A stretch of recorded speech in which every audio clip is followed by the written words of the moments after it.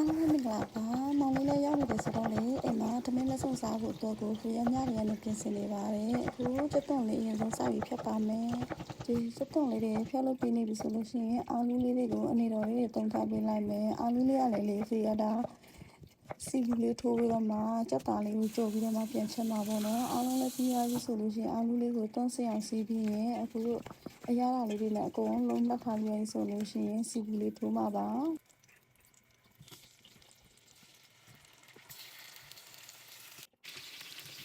ခုလိုမျိုးအနေထားလေးရပြီဆိုလို့ရှိရင်ဟိုဘက်ဒီဘက်လေးလမ်းပေးလိုက်မယ်အရင်ကလည်းကြက်နေကြမလို့နော်ပြင်ချရမှာဆိုတော့လေဒီနေထားလေးရပြီဆိုလို့ရှိရင်ဆက်ထုံးလိုက်လို့ရပါပြီတစ်ဖက်မှာလေဖေးချက်သားလေးကိုလည်းစီပူလေးထိုးထားတော့ဗောနော်ဒါလေးကလေမနက်မှချက်မှာဗောနော်ညတွေကနေနည်းနည်းပါးအစင်သင့်လေးလှုပ်ထားတယ်မိုးလေးမီးဆိုတာနဲ့ဘာမှမလုပ်ခင်ကော်ဖီလေးရင်ဆုံးတောက်တယ်ကော်ဖီတောက်သွားပြီဆိုလို့ရှိရင်တော့လေတအိမ်လုံးစလုပ်လို့ရပြီပေါ့နော်ဘာမှမလုပ်ခင်ကော်ဖီတော့ရင်ဆုံးတောက်မှအဆင်ပြေတယ်အမဲသားလေးကိုအရင်ဆုံးစပြီးတော့မှကြော်ပါမယ်အမဲသားလေးကြတော့လေတိချက်တာဖီပပပလီးပြီးတော့မှပေါ့နော်အရင်ဆုံးနူးလေးအောင်ပြုတ်လိုက်တယ်ပြုတ်ပြီးတော့မှပြန်ကြော်တာပေါ့နော်တမင်ရတော့ဗောနော်ဒါဖီလိုမီတာစုတွေဦးလေးတွေအတော်တွေအမတွေအကုန်လုံးစုစားမှာဆိုတော့လေအသားလေးကအရင်တော့မပစ်ကျွတ်တာဘူးဗောနော်လူကြီးတွေလည်းစားလို့ရအောင်ဒီမှာကြက်သားရင်းလေးကိုစားပြီးတော့မှတင်နေပြီပေါ့နော်ကြက်သားရင်းလေးပြီးရဆိုလို့ရှိရင်အမဲသားဟင်းတို့ကိုဖီရဒီမှာကြက်သွန်လေးလာလုံးပေးပါမယ်ဒါလုံးဝအစိမ်းမတုံထားပါဘူးနေ့ဒီအစိမ်းကိုဒါဖီကိုယ်တိုင်ကြိတ်ထားပြီးတော့မှချက်တဲ့ဟာလေးပေါ့နော်ဒီမှာအမဲသားဟင်းလေးကိုစားပြီးတော့မှလုံးပြီးအခုတည်တော့မယ်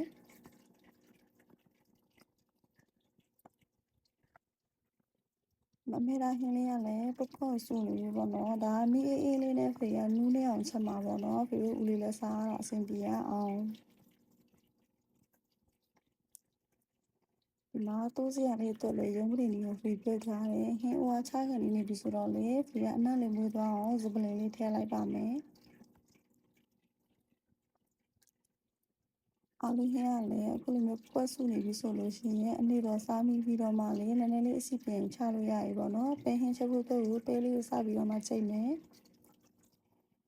ဒီကပဲဟင်းကိုတန်းသလုံးရွက်နဲ့ချက်မှာပေါ့နော်အများကြီးလည်းမချက်ထားဘူးနည်းနည်းပဲပဲဟင်းရပါတော့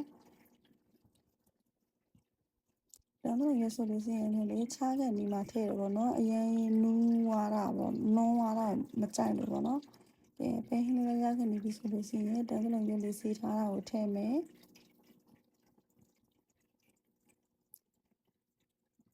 ပြီးတော့လို့ရှိရင်အဲ့မှာစီတက်မယ်ကျွတ်ဖြူစီတက်ပြီးသွားပြီဆိုလို့ရှိရင်ပကံပီလေးတွေနည်းနည်းစီနေတာကိုတစ်ဖက်မှာပြီးပြီးတော့မှစီမှာပေါ့နော်